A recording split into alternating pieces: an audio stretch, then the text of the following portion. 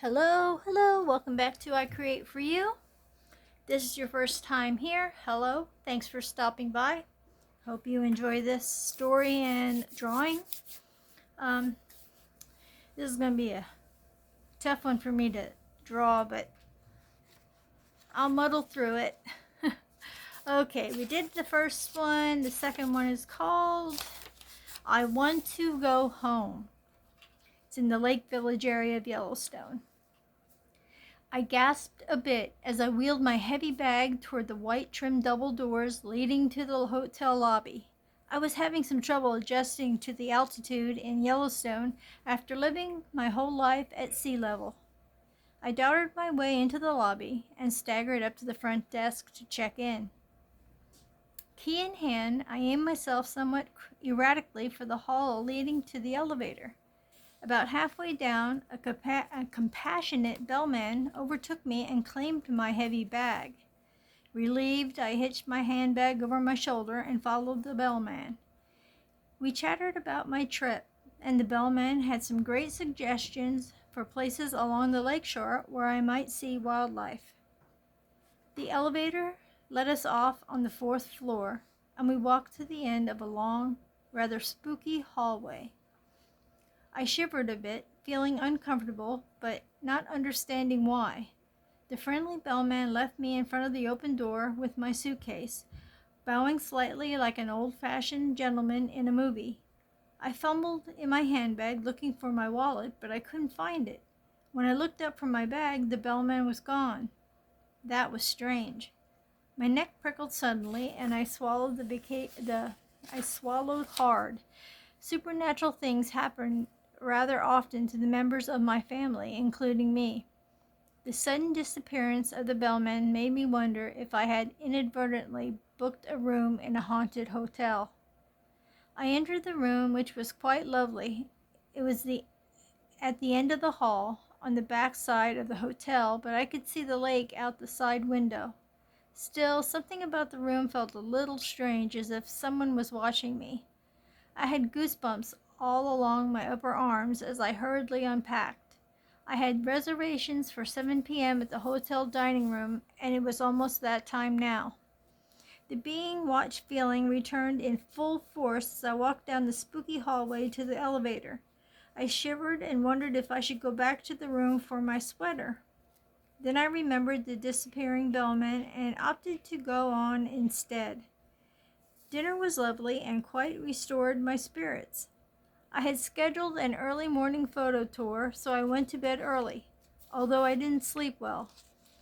I was still uncomfortable with the spooky atmosphere of the room, and I kept jerking awake, expecting to see who knows what. After a splendid day of taking pictures and touring West Thumb, I was hurrying downstairs for an early dinner reservation when I passed a group taking a tour of the hotel. At that moment, the tour guide was telling the story of a phantom bellman rumored to haunt the hotel. I stopped abruptly to listen.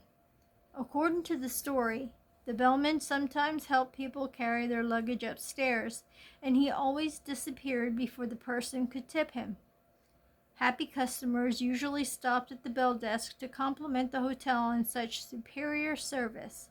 When asked to identify the staff member who had assisted them, the vacationers would inevitably point to a man that appeared in a historic photograph of the hotel bell staff that stood on the desk.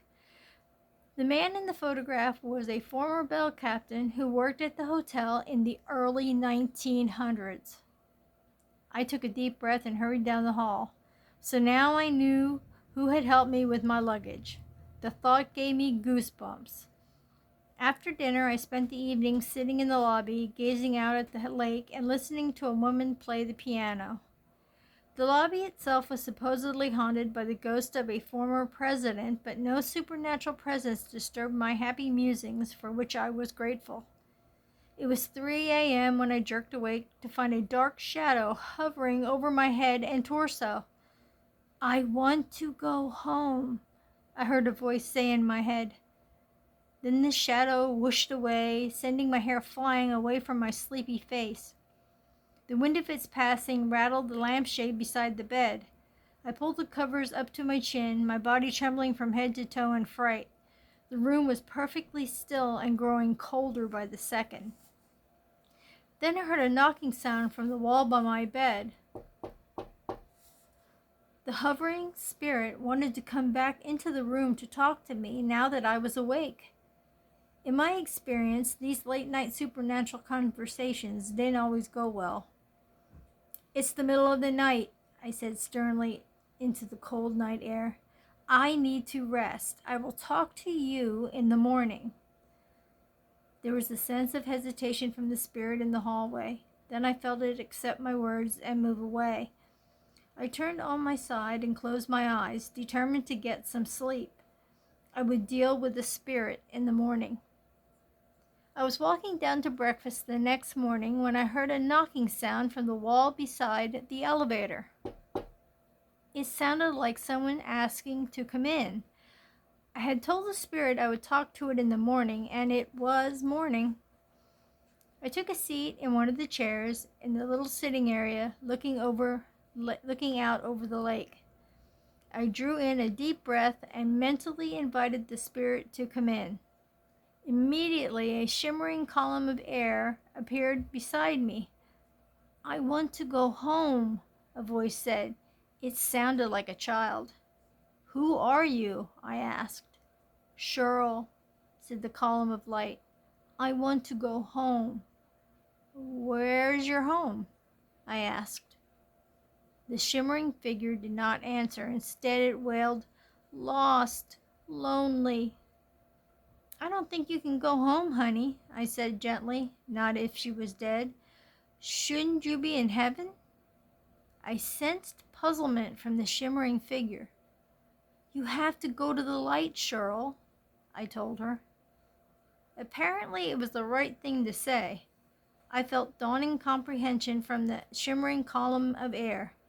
Then it vanished. Immediately, the temperature in the sitting area rose about 10 degrees. I took a gasping breath, realizing I was trembling with nerves. I rose on shaking legs and headed back to my room for my luggage, deciding I wanted to skip breakfast. Between disappearing bellmen and shimmering columns of air, I was pretty spooked by this hotel. It was time to check out. "I just hope that Old Faithful Inn isn't haunted too," I muttered to myself as I trundled my bag out to the car. "Yeah, you'll be getting a rude awakening over there, because that's a little spooky over there too." Okay, I was debating on which one to draw, and I was having issues with drawing them. So I'm going to do my best. I'm just going to try to do the one where she tells this last entity to go to the light. And I want to bring something up too. I think it's something that she was able to get two separate. Okay, sorry about that. My husband came down and he kind of forgot that I told him that I was going to record again, and I totally forgot what I was talking about when I put you on pause. So I'm just going to ramble. I think it's something that she had two separate occurrences with two separate entities in this hotel. I mean, and to actually be able to interact, like actually talk to them and stuff. I mean, like, I can't imagine that. But anywho, I'm going to try to do the one where she's being told that she should go to the light. So I was having trouble trying to do this, and I'm going to do it the best that I can. I never claimed to be a really good artist or anything like that. I just tried to do what I think will kind of represent the story and the people in it. So I tried to do this with a white pencil, and that was just like, that bombed right out because it didn't. I couldn't make the light. Well, you'll see what I'm going to be doing. So I thought, well, I guess I have to get out my chalk, and that's what I'm using right now. So I'm going to use 2 different colored chalks here. This is the light that she's supposed to go to, and hopefully what I draw will make sense. You've heard the story. You try to just keep that in mind. And that's funny that, I wonder how long that Cheryl was wandering before somebody actually told her what she needed to do. And it worked enough for her to go toward the light. You often hear too, people when they have those near-death experiences, when they're like getting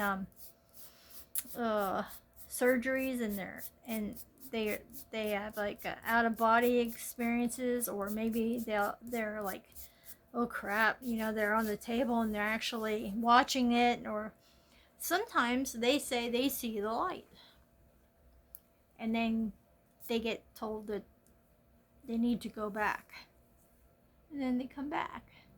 So now I've done the light. That I'm happy with. That's the first time I ever looked. It looked kind of nice. Now this is going to be the hard part, is trying to do the entity, and I'm going to try to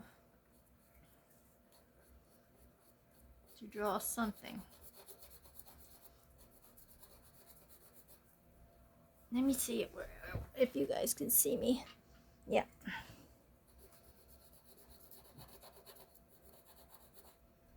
And I'm just going to make her arms go out, like she's hoping that the light takes her and helps her find her way home. Like I said, I wonder how long this poor entity had to endure not being able to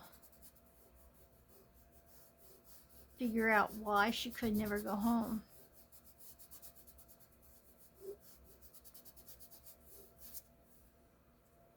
What did I do? Oh, there it is. Okay.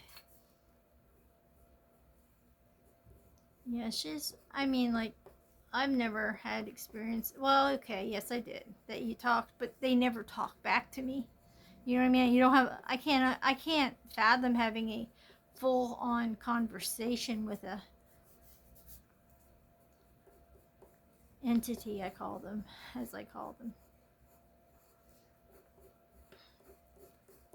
And I've tried to make it small enough to look like a child.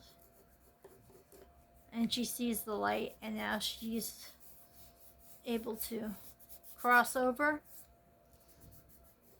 Sorry for the very poorly made art tonight.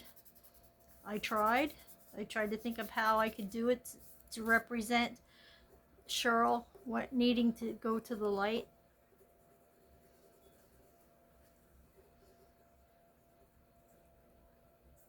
Alright, that's as good as that one's gonna get. And I guess the bellman, either he just doesn't ever want to leave. He loved his job so much. I wonder how he passed. That he would have been stuck there doing his job. Anyway, I hope you liked the story. Even if the picture's a little crazy looking. I'm gonna push you out there. But we got plenty more stories in this book, and whatever Wednesday I'm gonna figure that one out. I'm hoping I get a book before then that I had ordered to try out. Anyway, thank you for stopping by. Thank you for sticking by till the end and watching my horrible chalk drawing. And hopefully the next stories will get a little better. My drawing will get a little bit better. I mean, I could have drew it better, but I just knew I needed to do it on black in order for the whole light effect to work. And this is what I came up with, and we'll get better. We're never going to be perfect. I know that much, and I never claimed to be. but you always gotta at least try. Thank you for stopping by. Please give me a thumbs up if you like the content. Please subscribe if you haven't so far. Comment if you want to comment on anything, on the stories, on the drawing, or whatever. I try to answer all the comments. And I hope to see you guys in the next video. Thank you so much for stopping by. See you later.